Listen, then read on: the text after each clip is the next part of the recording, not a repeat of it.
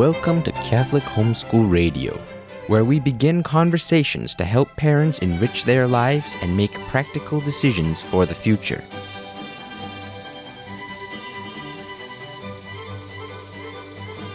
Welcome to Catholic Homeschool Radio. I'm your host, Priscilla McCaffrey, and with me today is the excellent Leslie Wolfgang and her daughter Theodora. And so if you hear some noise in the background, that might be Theodora giving us a thumbs up or maybe not.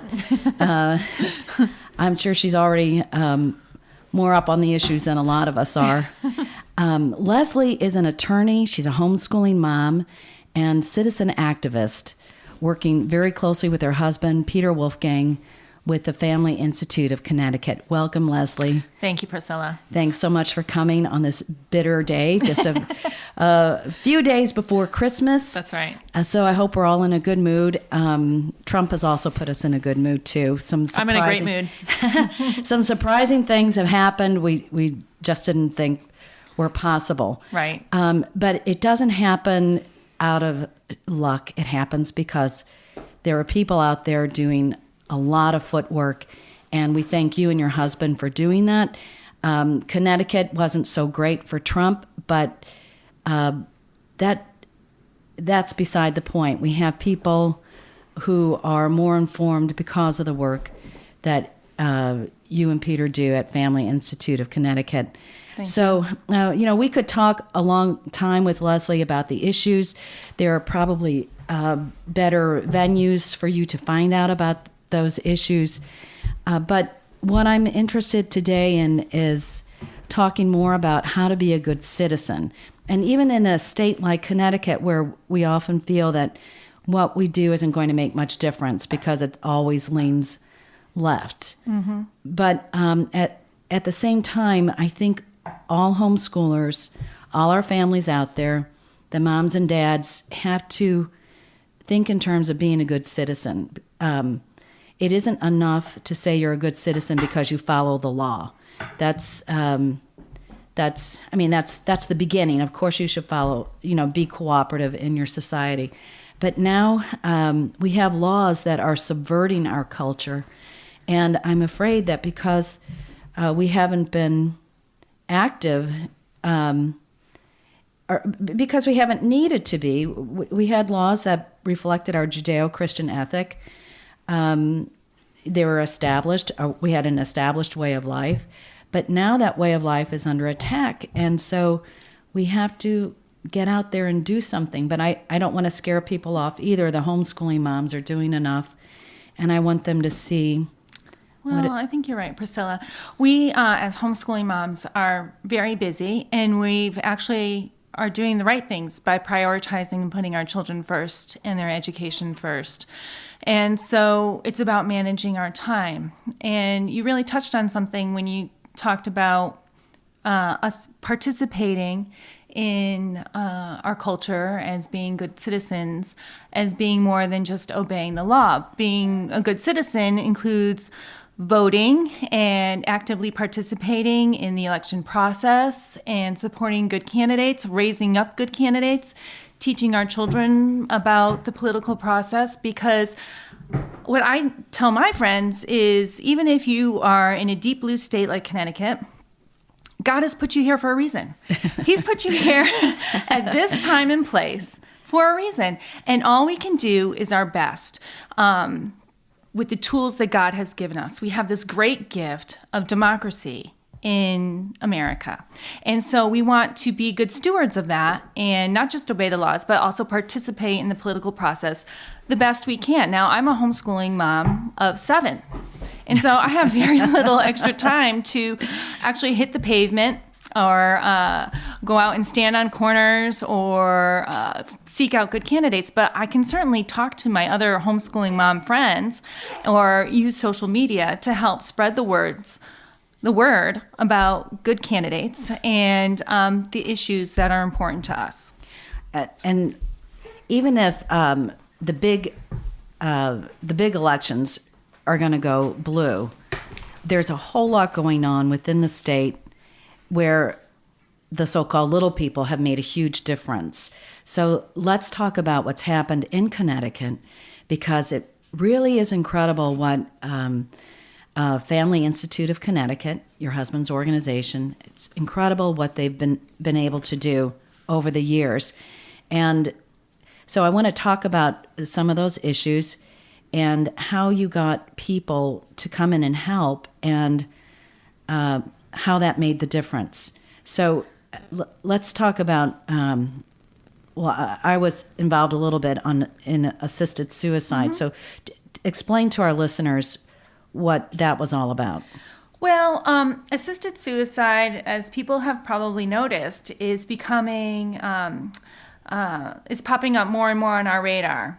And that's because there's a national organization, euphemistically called Compassion and Choices, that has been pushing assisted suicide in various states. They're actually they used to be called like the Final Exit Network or the Hemlock Society. Yeah, which is all about poison. Right. So that doesn't have that's not a good it's not catchy, hashtag so or, they changed it. Right.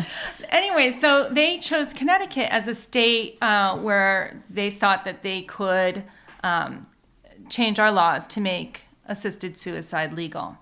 And this started a few years ago, and when my husband first told me, I was like, gee, are we going to be all alone on this issue? And he said, no. By all alone, you mean you as Social Family conservatives, Institute of right? Connecticut? Social conservatives, people who know that it's wrong based on a religious perspective. I'm like, are we going to be alone again on this issue, like we are so frequently on abortion and the marriage issue?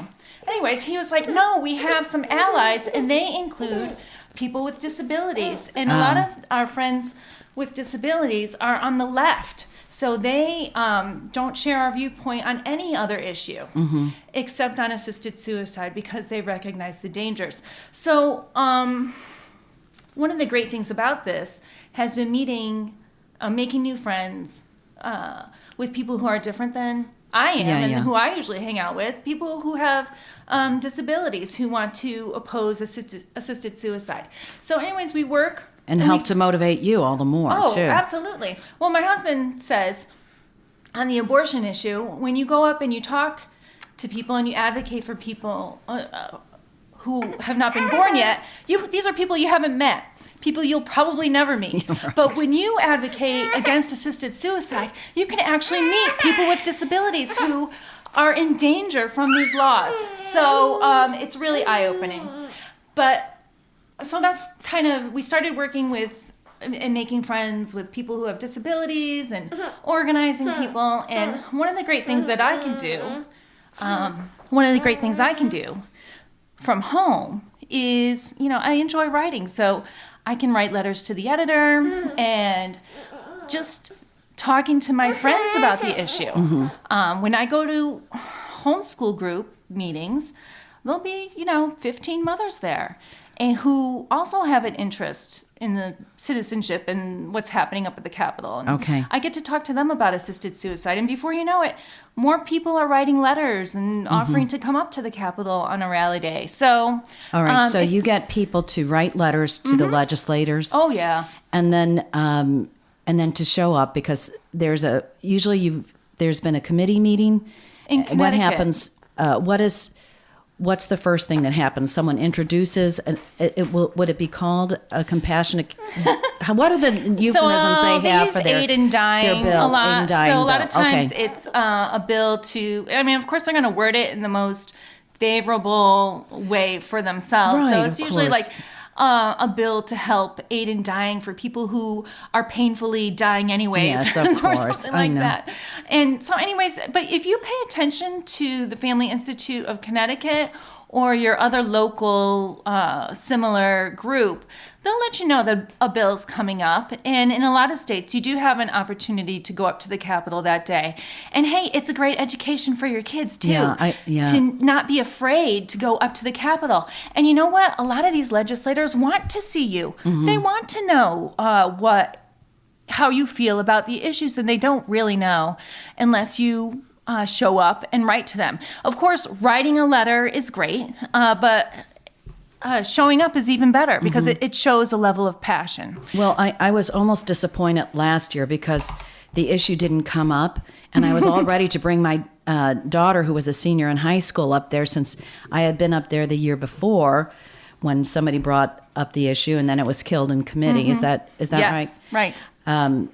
And I thought, she has to come up here. It's a hike for us, and it's in a sense foreign territory. I think, I have found this with going to other state capitals. It's a little unnerving for people who don't do it frequently. And a lot of us are too far, but Connecticut is manageable. I lived in St. Louis. In the old days, I testified against the Equal Rights Amendment. That shows you how old I am. And it was all it's very interesting. And as you say, it's a great way to introduce your kids. It's a great civics lesson. So Theodora's making her presence known, but she can jump in anytime she wants to. Okay, so that's assisted suicide. And then what other issues? Your institute their mission is to support the legislation that supports the family. Right. So what are the other issues that you've got on your this plate? year we'll be working. People have probably also noticed that there's laws coming in across the country to legalize marijuana, and so here in Connecticut, that's an issue that we'll be facing, working to oppose that. So now you're legally able to do that. See, this is I'm speaking like a hyper. I don't know, citizen, almost too concerned about what you can and can't do with as a 501c3. Sure. So you're going to talk about how it affects the family. It's about education. Those organizations can work to educate the public about issues, and that's a lot of what we do at the Family Institute. Although we do have, there's a subcommittee, I think, that does make certain endorsements, I think, on a local level. But the bulk of what the Family Institute does is education. Okay. So we'll be raising awareness in Connecticut. Well, can you give me a quick little preview? I don't know what you're marijuana? You're going to say. Well, what would your? No, I mean I don't want it here. But what are you able to say to people? What are you? You know what? I'm only starting to look at the issue myself. I kind of know. I'm probably like most people. I know I oppose something based on initial research done when I was very young. But now that I'm raising my family, it's many years out, and I'm not entirely sure. And so I'm, like other people, beginning the education process myself. So to inform myself, Priscilla, what I'll be doing is I'll be taking a look at the statistics. I have a hunch that in other states where they've legalized marijuana, that the crime rate and the general drug use has increased. Yeah. Okay, including heroin. We have a heroin epidemic across the country. Now, I know they keep talking about New Hampshire and the heroin epidemic, but I wondered why are they singling out New Hampshire? Why is it more significant there, or is it that people are just more up in arms about it and you know what? frightened I couldn't about tell it? you, but that's what I'm going to be doing. Is I'm going to be educating myself about why I oppose it, but re-educating myself about why I oppose it, but why other people should too. And what I'll do after I educate myself, I'm going to share that information with my friends, and then I'll share it with my legislators because they want to know. They are bombarded from information by all sources, but they want to hear from you, your constituent. So I'll be talking to my own legislators and other legislators about why they should oppose it also. Now, in Connecticut, I don't even think there's a bill yet, but we sense that it's coming. So that's something that the Family Institute and other organizations will be educating themselves and then sharing that information with citizens so they can talk to their legislators with some real information. I have a sister-in-law in Colorado who says anyone can get a job out there who passes a drug test. So it's a little tough, you know. Okay, so all right, you've got that, and then the abortion issues. Why? What can you do here in Connecticut about abortion? Well, have we made it's really any hard in progress Connecticut. in isolating certain cases so that they are. Well, I mean, in Connecticut, we have a very strong network of centers to help women in crisis pregnancies.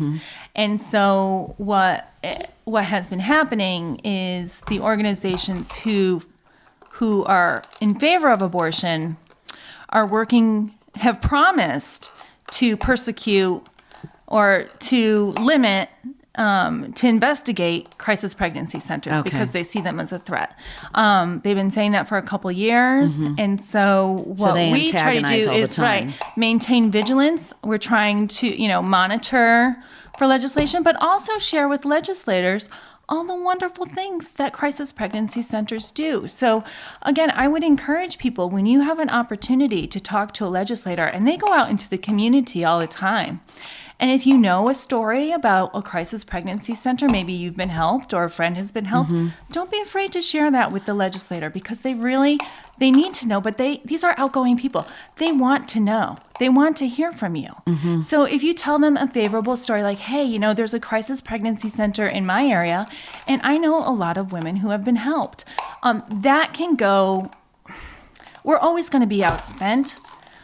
We're always going to be out lobbied up at the Capitol here in Connecticut. But we can't assume that the decision is over. We have nothing to do in Connecticut. It's more but we've got powerful. You have something even more valuable if you go and just talk to your legislator. It's priceless. Yeah, I think that's so hard for us, we ordinary citizens to remember that. But it can I be hear you. intimidating. I'm going to continue to promote the kind of thing you're saying. I get nervous when they're like celebrities to me when I go to talk to a legislator. But you just got to brave up and know that they want to talk to you. They want to hear from you. Okay, Miss Theodora, you're giving a little color to our our presentation. Bring your babies. Let them cry. I bring all my children to the Capitol. So then the legislator says, I'll give you anything. Yes. Anything you want, just take them out of here. That's right. They have very small offices, and if you walk in there with all your children, they know that you mean business. Okay, moms. Yeah. Get out there, start marching, bring those kids in, and who cares if you embarrass yourself? They're little citizens too. Yeah. They have every right to be there. I guess, that would be a great thing to do, and say, Congressman, or how do you address them in Connecticut? I call them Senator so-and-so or Representative so-and-so. Okay, Representative, and if I don't know which one they are, because, I just say legislator or, You address them as Mr. Legislator. Oh, Mr. Legislator. Yeah. I see. Okay, that's good. Try always to be respectful, because honestly, even when I meet a representative or a senator who I know is against my position, they sacrifice a lot to be up there. If you ever pay attention to the meetings that they have to go to, they are really making a sacrifice for the democratic process, for our country, and we should respect that. Yeah. I guess so. It's hard. No, I mean, it's just that anything new that comes down the pike just seems to be subversive, and of course, those are the kind of things that we pay attention to, the things that hurt us, and we expect them to take care of roads and bridges and streets, and we don't get involved in that, and we're just glad somebody does. Right. Of course, it's being done less and less in Connecticut, so that's another area that requires good citizenship, I think, to bring their attention to the needs of the populace, just the everyday needs. Sure. All right. So now you're a few years ago, Connecticut was one of the first states to deal with the bathroom bill problem. Sure. Yeah. So tell us about that, because that's a great success story, and it should be.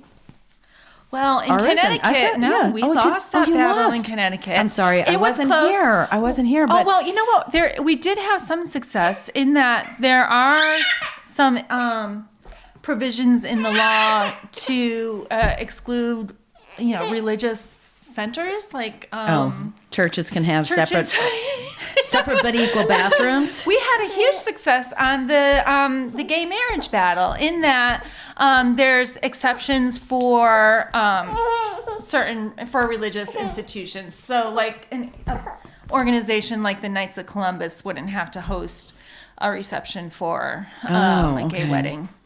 But you know what? If people visit our website at ctfamily.org, there's lots of information there about the victories on gay marriage and what happened on the bathroom bill. But again, that's another area where they come to Connecticut first, and they. Who is it? Who's the they? Or this any time? advocacy organization that's looking to change laws nationwide. And do they pick on Connecticut? First of all, it's left leaning, but it also because it's just smaller It's and small. so it's Absolutely. just logistically more manageable, and you can get people from all corners of the state to come in and. Oh, yes. Yeah. Well, I love Connecticut. And one of the great things about it is we do have an informed populace. We have people who are well-educated, people who like to interact with their communities. And so organizations will come to Connecticut because they know they can get people involved. And anybody in Connecticut can come up to Hartford for a day and attend the Capitol.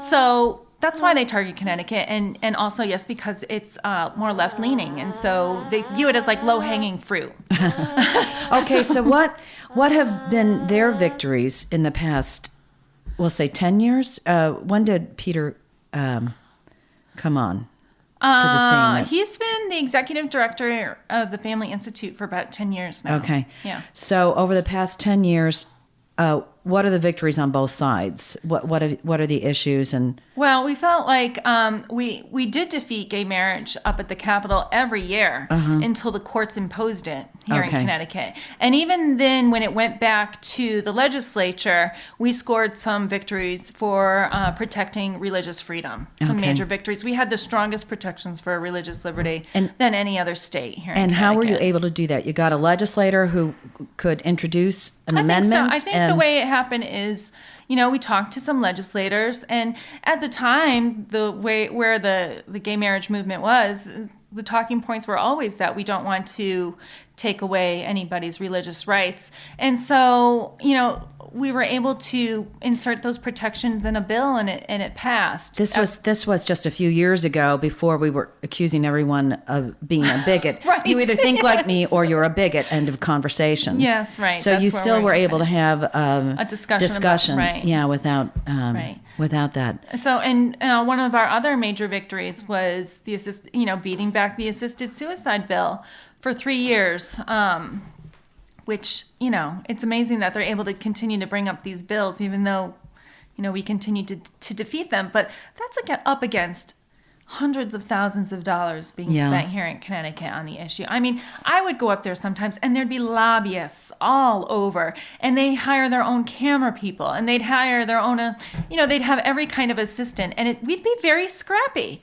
right? Just going up there. I remember one morning it was a hearing, and I was up there with about 5 other mothers and all of our children, filling the hearing room. Oh, right? good. Because I just Yay. begged my friends to please come and help. And it's about their future, too. So that's been a huge victory. I mean, there's lots of things that you can do behind the scenes in Connecticut, even though you might not score a huge victory on a bill, right? You can educate legislators, and there's lots of bills that come up and then go by the wayside. Okay, and then we were talking about our loss on the bathroom bill. But again, that was very early in the process, and because we fought it here in Connecticut, Peter has been able to offer advice to other states who are battling it now. That's key. So he's been in the trenches, so he gets absolutely. Who is battling that right now? Let's talk. Who lost? Let's see. Colorado went for assisted suicide. Right. California did. Well, they did some, not in this past election. It was before that, wasn't it? It was over the summer. Okay. Or maybe it was last year during the summer. Yeah. Okay. So Colorado won, and then who else? You know what? I think it's legal in about 4 states. Yeah. 4 or 5. Yeah. I couldn't tell you. I mean, it's just always popping up, Priscilla. There are states. I mean, you can go to different. It's actually reported in the news, and because we have less money than our opposition, The organization that's funding assisted suicide is funded by George Soros. They have millions of dollars at their disposal. So we actually go to their website and just, get information from, like, where are you planning on going? What states are you active in now? When are you coming to Connecticut? Yes. So we don't even have our own information a lot of the time. Doesn't he have something better to do with his money? What is his whole thing? Is it to subvert Christianity? Well, Christ told us, it wasn't going to be easy. And we know it's the world versus him. And so it's always going to boil down to that. But I couldn't tell you. I don't know what is driving Mr. Soros. Yeah. Well, I do think that a lot of the rhetoric is anti-Christian. I think that they've set up kind of an ugly representative of Christianity. And it's the kind of bellicose, chest-thumping Christian that would get on anyone's nerves, and that's their straw man that they say is representative of the bullying, bigotry that they have to bring down. Yeah. But really, of course, it's Christ that they're trying to bring down. That's the way it looks like to me, and because of that, every single Christian out there, every concerned homeschooling Christian has to get involved. And yes, the issues can be difficult. Of course, I think assisted suicide is difficult because we all want to deal with pain. Pain is always a problem. But that's a problem that actually our culture has dealt with so magnificently, and so. All listeners out there should remember we do have the winning arguments, and we have the arguments that support life and that help us to get through life and to accept what's out there and to accept our suffering neighbors and friends, and then be an answer to them by helping them in some way. Of course, we want God to perform miracles, but God here's the thing, Priscilla. God wants us to be his hands. If you look at the research from Oregon, where assisted suicide has been legal for many years, they actually track why people are selecting assisted suicide. And by far, they're choosing it because they don't want to lose autonomy. It's not a pain issue. It's an autonomy issue where people don't want to receive help at the end of their life. They want to do it on their own terms. We have ways to help You think with that's pain. over pain? I mean, I think autonomy is a little No, it has to abstruse. do. No, it really. I mean, they are given a selection of 5 different reasons why they're choosing assisted suicide, and by a large margin, people are choosing that because they don't want to lose autonomy and the things that they enjoy doing. It's not about pain. That's a fear tactic. Okay. Okay. Now, we as a state or any state that really wants to address pain, adopting a law on assisted suicide is not the way to do it. Our public resources would be much better spent developing new ways to treat patients with pain or to educate physicians on how to treat pain, because physicians will tell you that they receive very little training on it. If we really want to help people, I've been there. We know that. If we really want to help people, it's not to offer an easy pill that, and I'm using hand quotes. You can't see on the radio. Yeah. Okay. I'm using quotes here. It's not easy. Okay. What we should do is invest in genuine pain treatment and pain management for people, because honestly, it's not about pain. It's about, that's a fear tactic. It's about independence and autonomy. And we should not put other people in danger so that other people don't have to rely on others. Okay, so then when we talk to our legislators, let's give that positive sense of culture. You can culture, our Judeo-Christian culture has been able to address problems, for 2,000 years, improving our society, and so there's a right way and a good way. If you go to the website of your local organization, they will give you talking points, good, solid, secular talking points to present to your legislators. Because let's be honest, religious arguments are just not going to be persuasive, and for a lot of these legislators, it's repulsive. I mean, you Yeah. can pray for your legislators, Yeah. and you can evangelize to them in other ways. But to present religious arguments on a secular issue is just not going to be persuasive. But also people think they confuse religious with moral. And, we've been able to have a moral society without bringing up religious points all the time. That's right.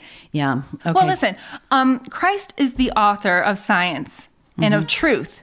And so if we are able to present science and truth, we're actually presenting things the way in the light of Christ, okay? Because he is the truth, okay? So if we present the secular arguments that are founded in science, we're presenting the best arguments for our day and time. Now, I'll just tell you briefly.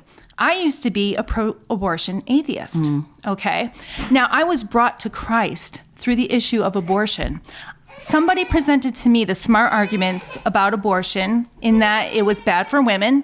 I changed my mind on abortion, and that opened my heart to Christ. So when we evangelize, or when we tell the culture, you give the science of our arguments, there is a path to getting them to Christ, because then it enables them to take a second look at the church and its teachings and all that it has to offer. So I don't want to just let people think that they're not evangelizing if they just present the secular arguments. Yeah, no, I know that's a problem some of the times. We're running out of time. I just want to say Canada has gone nuts. They've always been our mild-mannered neighbor to the north, but it's almost as if they've found someone to bully. And so they've got all these new laws now, so why do we have more assisted suicide up there? Why do we have the pro-gay agenda up there that is so radicalizing? That is so radical, and it's they're introducing this to little kids across the nation. What do we have down here that they don't have up there? What is missing up there? Well, I'm not an expert on Canada, but I will tell you that they have a very radical, kind of like a Supreme Court up there, with their highest court. Their highest court is very radical. Okay. And they're showing us the courts matter. Okay. So, way too much. And I think that their court has more influence over what they're able to do in schools and other areas than here in America, especially in Connecticut. I mean, we have a local school district form of government where, local communities can have control over their school districts and their towns. And so we have just more power because we can show up and talk to the people who are in charge. Whereas, that might be less true up in Canada where it's more top down. Yeah. Whereas here, I think we have more local control. Things have to turn around up there. It's very frightening. I listened to a talk recently by Hillsdale College professor, Patricia Bart. She's a literature teacher. So she's not their usually front person because they're so involved with the Constitution and the Bill of Rights. But it was kind of a charming talk. And one of her specialties is in hospitality. And it's a theme that runs from Homer throughout, all of literature in our civilization and really in all other cultures too. So she says there was a presentation before she spoke, and it said, we owe everything to the Bill of Rights. And she said she takes a slight exception to that because she said you need to talk to each other. We need hospitality. We need people to sit down and talk about the issues that matter to their neighbors. I think we thank God we do have the Bill of Rights. And thank God we do have organizations like Family Institute of Connecticut. But we at our kitchen tables have to start talking about things and finding out where we can go to make a difference. So, Leslie, thank you so much. You're welcome. Tell me again tell our listeners how they might make a donation to what they would write a check out to. And Sure. The name of the organization is the Family Institute of Connecticut, and they have offices in Hartford.